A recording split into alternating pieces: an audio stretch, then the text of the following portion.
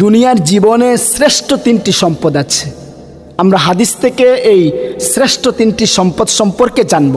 তিরমিজি শরীফের 3094 নম্বর হাদিস, 3094 নম্বর হাদিস। সাওবান রাদিয়াল্লাহু আনহু এই হাদিস বর্ণনা করেন।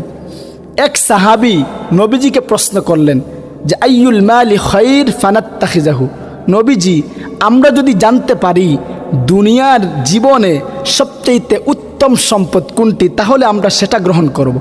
তো নবীজি এই সাহাবীর প্রশ্ন করার পর দুনিয়ার জীবনের শ্রেষ্ঠ তিনটি সম্পদের কথা বললেন।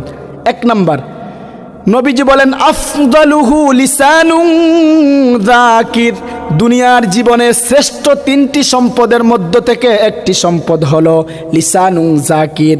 লিসানুন যাকির, জিকিরকারী জিহ্বা। যেই জিহ্বা সদা সর্বদা আল্লাহর জিকির করে, এই জিহ্বা হলো দুনিয়ার মধ্যে সবচাইতে শ্রেষ্ঠ সম্পদ। মুসান্নাফ ইবনে আবি শায়বা একটি কিতাব, ওই কিতাবের 34774 নম্বর হাদিস।